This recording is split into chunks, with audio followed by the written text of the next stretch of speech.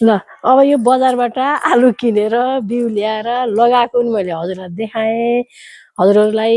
त्यसपछि बिचमा कस्तो भयो भने लह लह भएको पनि देखाएँ अब आज मैले आलु खन्न थाल्दैछु कतिको फल्याछ मलाई थाहा छैन एउटै बोटमा 1 किलो फल्याछ कि दुईटा दाना मात्रै फल्याछ कि त्यो थाहा छैन अब खनेपछि म देखाउँछु है त हजुरहरूलाई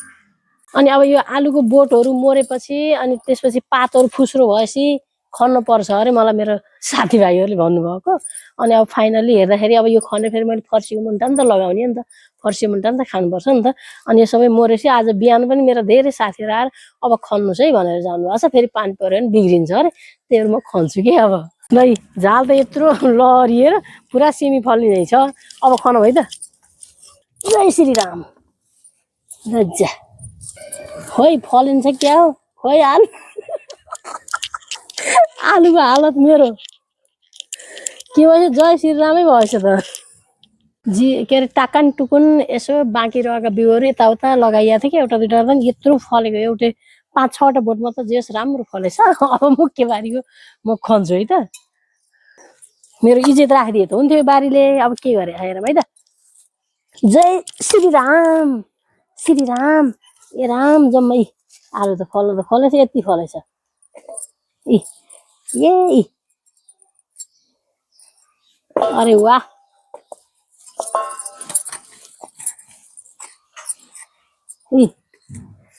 काटेछ नि त फेरि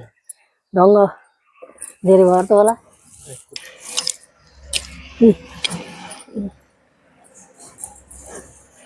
वाह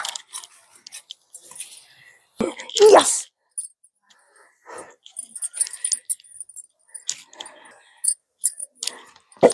ल हेर्नु ओहो नि ल हेर्नु अझै छ ल हाम्रो लीलाले कति धेरै निकाल्नु होला एउटै बोटमा यहाँ मलाई एक्लै खन्न सकुन्न भनेर साथी आइदिनु भएको खन्नलाई चाहिए जति फल नफले हेर्नु रुखले जम्मै मोल खाइदिएर मेरो दाना न सारा मलाई ऊ हेर्नु त आलु नि नफलेको त होइन फलेकै छ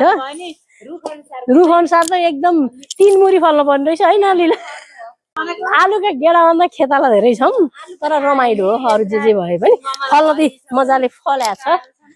उयो हो भन्नाले यति पनि फल्या छैन कि जस्तो पनि लागेको थियो मलाई चाहिँ म त यति नफल्या कसो के लाग्छ त के हो त्यति ठुलो गेडामा यो त मैले त आज बेलुका पानी पर्दा जहाँ बुटा मरेर छ त्यहाँ आलु फल्यो रहेछ बुटा मरेर आलु फलेछ भएको ठाउँमा चाहिँ